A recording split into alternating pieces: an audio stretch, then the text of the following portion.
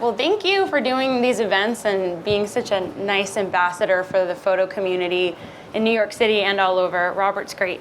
Yeah, so I'm going to show just one project, which is a recent body of work that I've been working on. I just got back actually a month and a half ago from Alaska, but I sort of started working on it about a year and a half ago. But yeah, I'm a photojournalist. I live in New York City. I'm from New York City. And I started out as a newspaper photographer. I worked with the New York Post, and then I was living in Mexico, freelancing for wire services, and eventually freelancing for the New York Times and covering international news. But I think in the most recent 3 years, I've really been focusing on personal projects. So I'll do assignment work, which is great, and it's rewarding, and it pays the rent. But I like to focus on kind of my own personal projects that are about issues that I care about. And the neat thing about that is that eventually people catch on. They might think you're crazy at first. They might think the story that you're working on isn't important or isn't something that people are going to pay attention to. But I've noticed that a couple years later, people do gain interest in the work. So it's always worth it to pursue your own projects. So this is a story that actually started out because of an assignment. I was given an assignment to photograph the Yukon Quest. This is the epic landscape of the Yukon in Canada, and it is a 1,000-mile dog sled race. So, and then a little bit of background about myself. I mean, I cover a lot of news in Latin America. I've been working a bit in Mali and a bit in the Middle East, covering sort of more conflicts and social issues and hard news. So this was completely out of my wheelhouse. The cold was really, really freaky, and also I'm not really a sporty person. I just don't care about sports. I don't know, I think they're boring. But then I found this, and it was kind of the coolest thing I'd ever seen before, so I got really into it. So I started photographing this race for Odd Austrian magazine, and I really only needed to be there about 5 days. I think I stayed for 3 weeks, just following this whole epic journey that these kind of amazingly odd and tough and weird people take in the middle of negative 50-degree weather with a team of dogs. And I don't know if anybody here is familiar with this sport, but it's pretty incredible. And it's a huge deal out there. These people are like the biggest celebrities in Alaska. They have like fans and all sorts of stuff, and here nobody really even knows that this is a thing that exists. So it was pretty awesome just getting thrown into it. And it's an opportunity to see kind of some of the most beautiful landscape in the world. If anyone has any questions, interrupt me. So a lot of times in order to get from the checkpoint to the checkpoint throughout this race, you have to fly. So you have to fly in these teeny tiny planes, and it's really freaky, but eventually you get used to it. And it's also an opportunity to just see such beautiful landscape. And also, it's the winter in Alaska and the Yukon, so that means there's about 5 hours of light. So you have to take a lot of pictures at night, and that was a challenge, but it was a lot of fun. And then the thing that really kind of struck me about it, for one, was just how grueling this race is, and just kind of what people put themselves through. And it's actually quite dangerous too. People can get injured. A lot of times they have to scratch, they have to leave the race. Their dogs can get injured, and they care a lot about their dogs, so they'll take their dogs out of the race. And then sort of this, and the people are really fascinating, but also the bond between the people and their dogs is something that's really incredible. So these are 2 dogs that had to be airlifted out because they just weren't feeling it. So the mushers were like, I'm gonna send them home. And it's pretty neat. So they bring all of the food that they have to feed them with them, and it's mostly like dried caribou and whole fish. And these are little booties that they wear when they're running to protect their feet. And they go through something like 1,000 booties per race. And so if you have a beard, you become this like wizard person because it freezes. And for women, your eyelashes freeze, and pretty much everything breaks. Anything you own is gonna freeze. So it's just a really interesting, challenging situation and sporting event. But the thing I loved the most were obviously the dogs, but then kind of the bond between the dog mushers and their dogs. It was really beautiful. So I went back in the summer to see the whole thing through, how they train, how they have their puppies in the summer, and then their actual athletes 2 years later.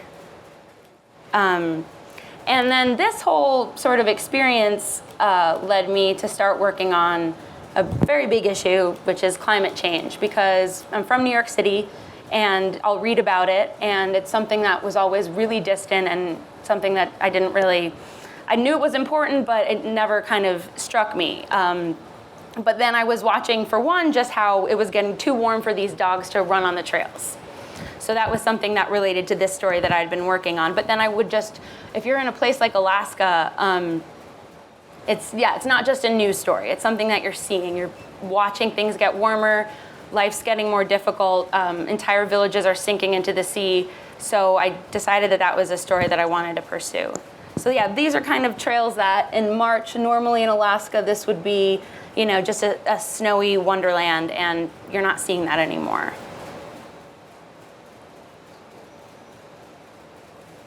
So, and this is a glacier that is melting, the Mendenhall Glacier. And this is the Bering Sea, and this is, it should be a lot more frozen than this. So these are things that, by covering this dog mushing story, which I think a lot of photographers here can attest to, you get these sort of random assignments, but they can lead you in a direction. And now I'm working on this project for the next year or maybe more. So last fall, I kind of started this project because I wanted to look at how climate change is affecting the relationship between people and animals. So for one, there's something like the dog mushing, but then the people who it's really affecting are Native Alaskans, particularly Inupiat Alaskans who are living in the Arctic. So this is an Arctic village, Kaktovik, where they have a subsistence whale hunt. And the boneyard of this whale is drawing polar bears. Normally these polar bears can hunt for seals out on the water, and other animals like walrus too. And basically everything's kind of shifted. The sea ice is melting too soon, so they don't have a place to stand to hunt, but also the migration patterns are changing. So now these bears have adapted by coming into this town and eating from the boneyard, which is causing this really interesting polar bear tourism. So on the one hand, it's an interesting economic reality because it's bringing some money to this community, but it's not good for the bears. And these are kind of this is just a small example of all of these different conflicts that are going on in all of these different Arctic villages. For one, with the Arctic Ocean melting, that's going to open up shipping routes. That's going to bring a bigger economy and more business, but what's the impact that it's going to have on the animals and also on the people who actually live there, not just the business interests that are going to make money off of it. So I've been focusing a lot on hunting, on native subsistence hunting. So this is a hunter, Lance Kramer. He's like a really badass hunter. This guy is just like always out. But everybody there's really into Facebook. So you can know if they're catching things because you'll go on Facebook and it'll be like, just got a bear. So this guy's daughter, I don't know if you saw this went viral. His daughter killed a bear and then went to prom. And there's a picture of her online. I should have done a screen grab of her like in her prom dress, super cute, with this giant grizzly bear. And it's a fun place working there. So this is kind of right before the spring thaw, and they're out looking for seals, and they're not finding any. It's really challenging because you can hunt on the ice, but it needs to be safe. The ice can't be melting because your snow machine will sink in, and then there's a window of opportunity to go out by boat. But when you're out by boat, there needs to still be some ice for the animals to be resting on and to be able to hunt them. This year, the ice melted faster than anyone remembers in living history. Yeah?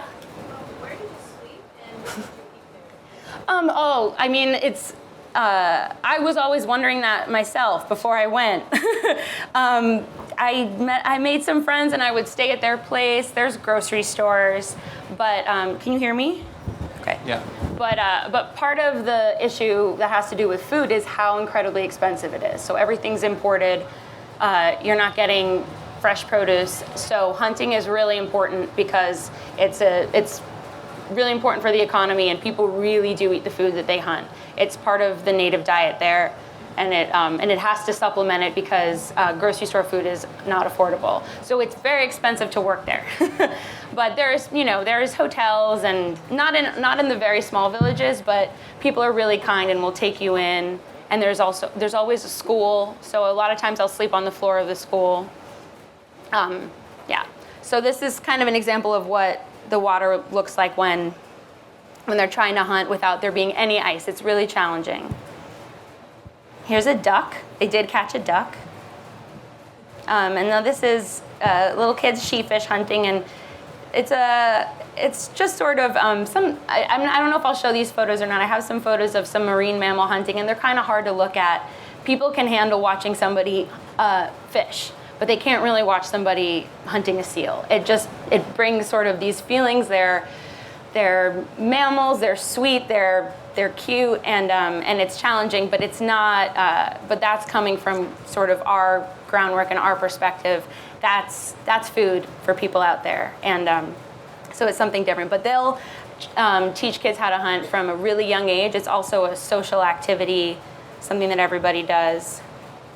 This is a whaling captain. This is Isaac, a whaling captain. So he caught a whale this year in his village, Point Hope. And this is another whaling captain's wife. And the women don't traditionally go out and hunt as much as the men, although that's sort of changing, but they do all of the food processing. So with these animals, hunting them, like, is there a balance between them being endangered and them, like, feeding the population? Yeah, so it's really regulated.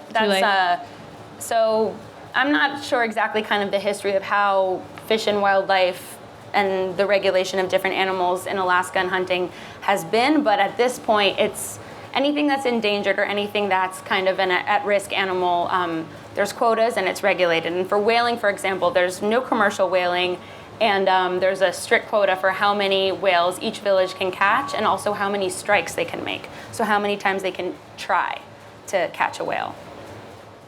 So, but this is kind of what this project is about, but that doesn't really matter when everything's getting so warm. It's getting so challenging to even hunt them, but also the animals aren't coming around anymore.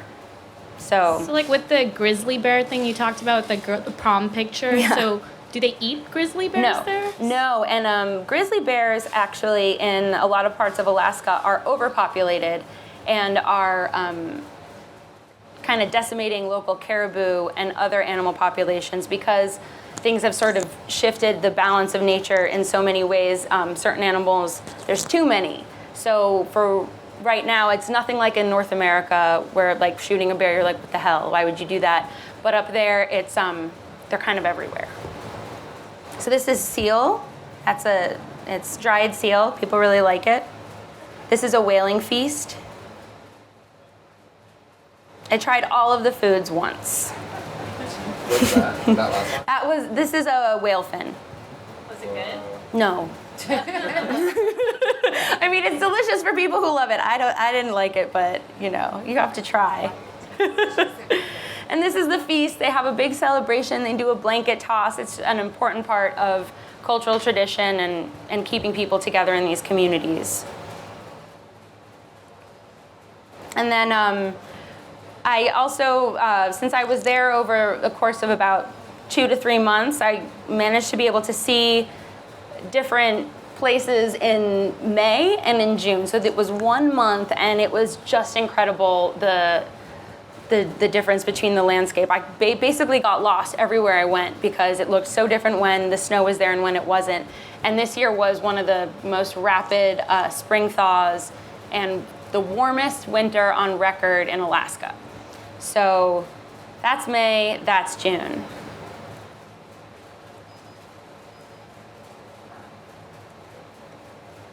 And I think for people out there, this is kind of normal. They do have summer. The snow does melt, but not at this rate and not this fast.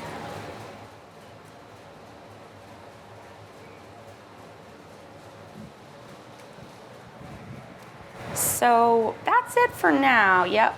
Let me see. Wait. Oh yeah. Here's just a little bit more of subsistence. I'm gonna hold off on these for now. If anyone has any questions, then I might show some more. All right, questions. How do you handle the technical stuff in, minus 50? like what? How do you keep your batteries warm? Right. And how do you, are you wearing those boxing glove type things? Yeah. That's kind of what I love. Condensation. Yeah, one of the things I love the most about doing this work was how challenging it was just as a photographer, just to get in the place where you could make a good photo. That was pretty much 90% of the battle. And then, it was so different than kind of anywhere else I'd worked before. The most important thing is just keeping yourself warm. So if you're freezing cold and you're freaking out and just sort of hysterical, it doesn't matter if your batteries work or not. And it's really intimidating when it gets that cold. It's it's really hard kind of psychologically to get used to it and not think limbs are gonna freeze off. And then at that point, batteries, you bring a lot of batteries and you just keep them on you. And I think just pretty much there's really no solution other than just having a lot of batteries to keep on taking them out and keeping them close to your body so they stay warm. Hi. Out of all of the food that you have tasted, which one is your most memorable and which one did you like the most? I actually like the dried seal the most because it's I like beef a lot. It had sort of a beef-like consistency. And it had a lot of salt on it. And then the one that was the most difficult and intense was fermented whale. So that's muktuk, and that's sort of the famous delicacy of the whaling feast, and it's really important. And people will eat it. People will eat it all year, and people will go out of their ways to make sure elders get it because it's kind of just part of their diet since they were young and quite important for them. And it's pungent. So that was the most intense. And it's fermented sometimes in buckets. So, it's just raw whale and sitting in a bucket for So you can't be somebody who has a steady diet of Vietnamese food and then go there and it's, it's gonna mess with your stomach. I have a question. How you recharge your batteries? Like you said, you're in the field. You have a lot of extra batteries for the entire 3 weeks. A lot of extra basically just I think I had 15 batteries. You keep them, and I'll wear 4 parkas because I'm not good in the cold. So I don't know why I'm doing this, but I'll be extra equipped and wear them kind of in the pocket of my closest to my body jacket. And just hope for the best. I don't know, Zandy, you do work in this kind of stuff too, right? What do you think? Same, yeah, keep the batteries close. Take twice as many as you think you need. Oh, yeah, keep the batteries close. I've got one right here. I'm just kidding. Yeah, and take twice as many as you need. And I wear Gore-Tex. I cover myself in waterproof material, and then underneath I have base layers and down. Yeah. Oh, and to keep moving. If you keep moving, you stay warm. And that's part of for the athletes, for the dog mushers is they're actually, they're exerting energy when they're on the back of that sled. And I think that's how they can go for 10 days in the freezing cold, outside camping, doing all of that stuff because they also are, exerting energy and sweating a bit, so. Can you say something about funding? Do you fund your own projects, or do people help you out, or what about that? Oh, funding, yeah. Funding, yes. So yeah, I'll explain kind of how this whole thing went about because that's a big part of it. So the way I discovered this area of the world, which is very expensive to get to, was an assignment. So I had that funded. And then I just loved it so much that I kind of just kept looking for different opportunities and pitching a lot of stories to get me out there. And anytime I was out there, I took as much advantage as possible to just shoot as much as I could when I would, kind of double up, be there for one assignment and then spend an extra week trying not to spend too much money making more pictures. And then eventually I've gotten 2 grants to fund this work. One with the Pulitzer Center, and it's a project called The Last Hunt with an Alaskan writer, Julia O'Malley. And she's from there and she knows the place really well. She's a great journalist. And so it's really nice to be working with somebody who's local and has all of those contacts as well. And that project has been focused on subsistence hunting in native Alaska. And then I just got another grant from the IWMF, and they're a great organization, and they've got kind of a rolling grant cycle, so people should apply, and that's the International Women's Media Foundation, and that's to continue working on climate change issues in Alaska. I have two questions. What are the gloves you wore to take the pictures? I know she was talking about it before. And what is your next upcoming project or your dream project? Gloves are just like, you can never win. It's really hard.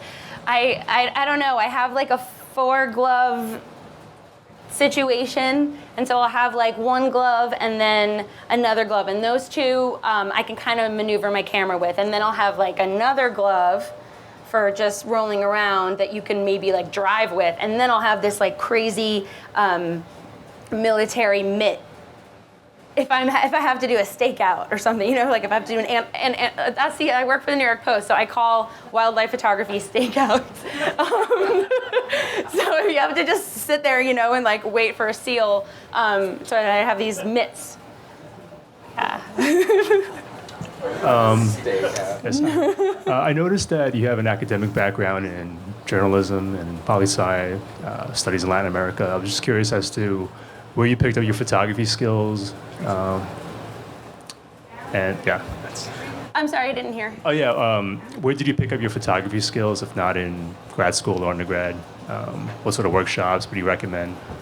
Yeah, well, I studied political science, and I kind of thought I was gonna be somebody who worked for an NGO or working in international relations. I wasn't planning on being a photojournalist.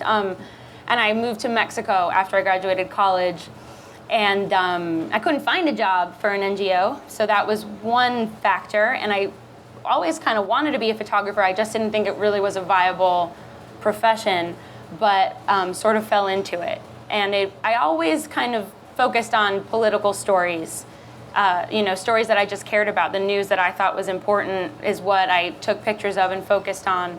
But then at the same time, I think there are some workshops that are really great for young photographers, like the Eddie Adams workshop. And also meeting other photographers. I think sometimes people focus on editors or,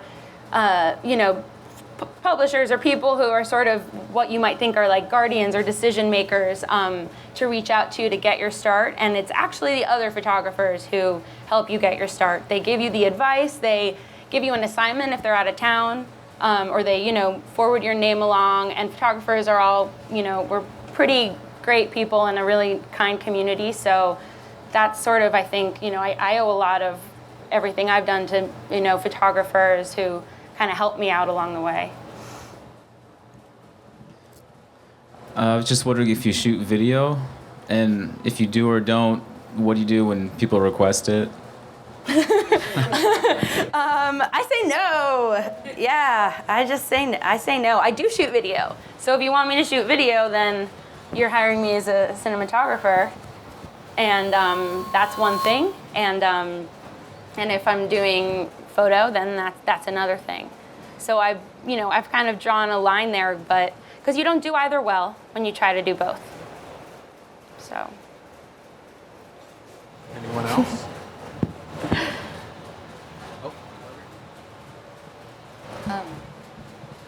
These photos blow me away every time, and not just because I like you. But this is Natalie. She helps me edit. I send her my pictures every week. So yeah, Katie does the same for me. But seriously, every time I see them, it's great to see them in this format because they're beautiful. But I was wondering if you could talk a little bit more, because it's pretty impressive thematically. You're starting with a dog sled race and ending up with like very specific hunting rituals and their relationship to climate change. So I was wondering if you could talk a little bit more about like, how you sort of entered this world in one area and ended up kind of like coming to all these themes, and how you've expanded on this issue. Yeah, I guess I do have a bit of an academic background, so I think when there's the one side, there's like the photographer artistic side, which is when I got to this assignment in the Yukon, this Yukon Quest assignment, I just felt that feeling that you do as a photographer where you're like this is inspiring. You know, it's just like, all I want to do is be here and take pictures, and I like lost, you know, I just lost myself in it. But then, you know, and then the kind of more realistic journalist side came in, and I just kind of started researching the region and thinking of like, what stories can I do here? What's happening here? And what are people talking about? And that was just, everyone was just talking about how much warmer it was this year. You know, it's just a real issue there. It's not something you read about. It's happening in your backyard. So it just sort of felt like a natural progression to start covering that as a way to continue working in this place that I just thought was so beautiful and fascinating and inspiring, that like just really got me going. And then is that did I answer your question? Okay. but then working in, and I also was very intimidated by working and covering Native Alaskan issues, because it's loaded. I mean, it's a huge issue, and it's really, you know, like the social dynamics of it, the political dynamics of it, covering, you know, indigenous people and being an outsider and coming in and not wanting to feel like you're just, you know, coming into someone's place and using them for their stories. Because that's something, you know, that a lot photojournalists kind of grapple with a lot. So I've been taking it really slow for me. I've been working in a very different way than I normally do. And I think maybe, I don't know, maybe it's also just the way the pace of life there is just kind of slower, and, you know, someone's meeting you at 5, you know, that doesn't really happen. But just kind of taking the cues of what people want and what's like offensive, or not offensive, but what's just not pissing people off. And one thing I noticed big time is, even though almost all of the different Native communities I worked in are really concerned with what's going to happen to the marine mammals, really concerned with shell, if there's a spill, because this is, you know, it's their food, it's their culture, they do not like environmentalists. They do not like, and it's not that they don't like environmentalists, because there could be really wonderful environmentalists and they just haven't met them, but they don't like the idea of people coming in from the outside and telling them what they need to do and what's right. So that's the last thing, you know, I just wanted to do. I just kind of wanted to go there and listen and take pictures. So I need another year at least. So I have a question, and maybe while I'm asking, you can just do a slideshow. Oh, sure. Just set it up so we have some visuals here. But a lot of your work, I mean, most all of your work is assignment work, right? So what do you plan to do with, you know, your archives? You know, that's one of the things as an assignment photographer myself. We have all these archives, and your work is so beautiful, I think, as everyone can attest. I mean, do you ever foresee yourself doing an exhibition or a book or something like that, and have you looked into it? I mean, there's definitely subjects that I want to do books about, and I don't feel like, I feel like I still have a lot of energy to travel and take pictures, and I know what it takes to make a book. I know how much time you have to spend not taking pictures. So I do think that kind of that time will come, and I would love to do more books and more exhibitions. But assignments assignments pay the bills, and then sometimes they can surprise you and bring a whole new story kind of to your world. And you know, it's pretty neat, our job, because we just get to kind of experience so many different ways of life and places, and a lot of times it's assignments that kind of bring that to us. So. And how about social media? Do you utilize social media a lot with your work, and has that helped, I don't know, get you assignments or get eyes onto your projects? I don't know. I think social media, I mean, Instagram. So Instagram's great. I'm not really into any of the other social medias, but Instagram's pretty great. And I don't know if it's bringing me work or not, but I think it's a way for people to see your work that aren't really in the world of journalism or kind of into current events, or people that are going online and looking at slideshows. They will see your Instagrams. So it's a new audience, and it's, you can get your work out there to other people that, for them, Instagram is where they look at pictures. So. And then I guess finally, you know, a lot of your work is editorial, but do you do any corporate, commercial, advertising, anything other than just the straight journalistic? Not yet. I've had some projects like this one, and before that I did a project about underwater lady dancers, the aqua lilies, and they're just a bit, they're not journalistic projects. They're more sort of editorial, and then can even have commercial outlets. And I have a commercial rep now, Levine, Leavitt. They're great. And so we're working together and trying to see kind of where I could fit in the commercial world. Because there's also these, there's like another thing. There's corporations that want to do good, and they have these sort of social advocacy campaigns. And for photojournalists like us, there's a lot of us in the room, I think that's a good outlet to try to make some money. And use your skills and not really feel like you're selling out because you're working for this big company's branch where they're trying to do good. Any other questions before we get to the raffle? Okay, thank you, Katie Orlinsky. Give her a big round of applause.